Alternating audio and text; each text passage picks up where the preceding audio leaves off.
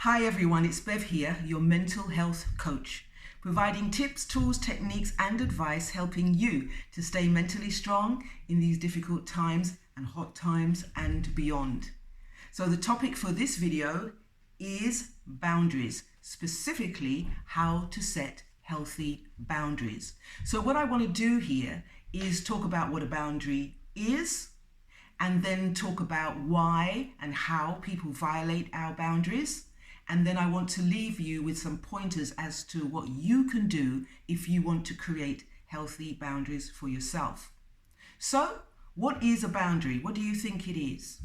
Well, simply put, a boundary is what is okay and what is not okay by you. Think about it this way. You have a home, and this home is protected, surrounded by a fence, a gate. You have a front door. In your house you have rooms, probably with locks to them, and you got a back door. Now, how would you feel if you came home one day and you saw someone eating out your food and lying on your sofa and deciding to take a shower? You would feel pretty annoyed, violated. You would be outraged. So how is it that we allow people to take advantage, to push, to overstep the mark, I should say, when it comes to our emotions, our mental health, and indeed sometimes our physical health as well? What's up with that? You see, we need to create boundaries for protection. It protects our self-esteem and it protects our well-being, and it shows that we have respect for ourselves. So when we allow people to come and say what they want, do what they want, we actually get stressed out. We feel compromised. We don't feel good about ourselves. So we need to protect good boundaries. So why do people do that? Why do they feel that it's okay to say what they want, do what they want with us and to us? Well, that's because they can. It's because we allow them to do so, first of all. And second of all, it's because they don't have any boundaries of their own. So they have no standards. They have no levelers. So they think that because they have no boundaries, nobody has any boundaries. And why do we allow it? We allow it because we want to be liked. We want to fit in. We do not want to cause a scene or rock the boat. You know, we think that sometimes when people push, overstep the mark, that, we'll let it go this time. We'll let it go this time. It's so petty. Nobody noticed, but you notice, and your self-esteem notice, and your mental health certainly notice. So now I suggest you think about setting some decent boundaries. So what's number one? Number one is listen to yourself. First mark of self-respect is to listen to yourself. You'll know if you are around people that are taking advantage, that are violating your rights, that are just overstepping the mark. You'll just know. You know why? You'll get that gut reaction. You'll get that red flag. Follow the red flag. It's telling you the truth. So listen to yourself. Number two, do not be afraid. You know, if you challenge the person that's violating your space, your time, they might come back with ooh, what's the matter with you now? Getting touchy. You just stand your ground. It's absolutely okay. And it's also okay not to fit in with the crowd or go along with the crowd. My mother used to say, show me your friends and I'll tell you who you are. I hated it when she said that because it was the truth. But the Buddhists actually have something very similar. They say you should surround yourself with wise associates.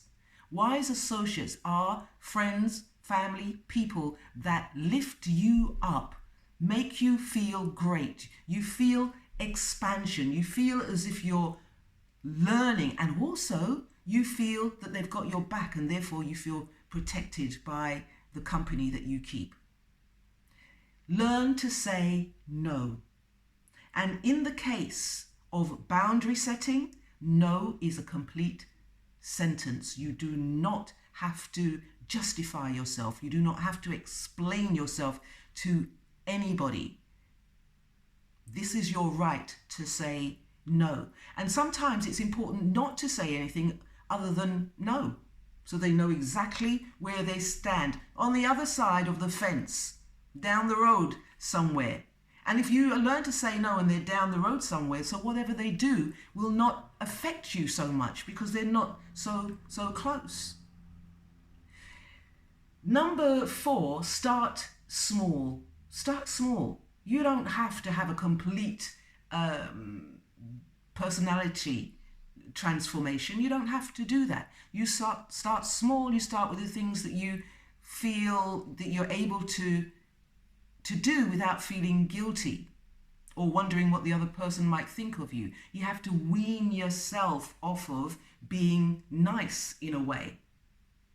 Nice people finish last, that's what they say, don't they? So start small. Start with people that want to do a survey in the street. No. People that call you up and interrupt your day because they want to sell you something. No, it's absolutely okay to say no, or to say, I can't speak right now. I'm in a meeting. Call me back in the hours that, or call me back at an hour which is agreeable to myself, or send me the information in an email. You know, you do not have to engage. It's your boundary. Ask for what you want is number 5.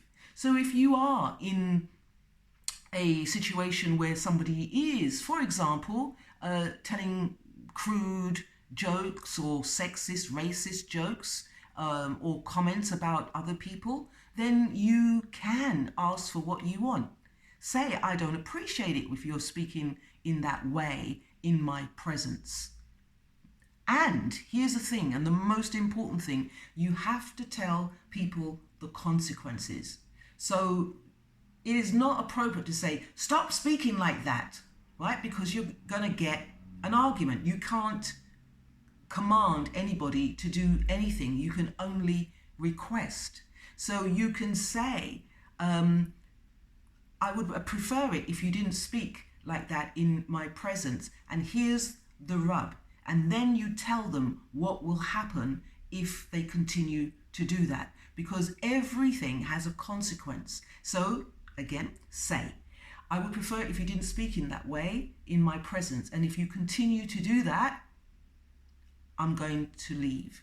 They continue speaking that way, you get up and you leave. It's okay. Because those people, that person is not your tribe.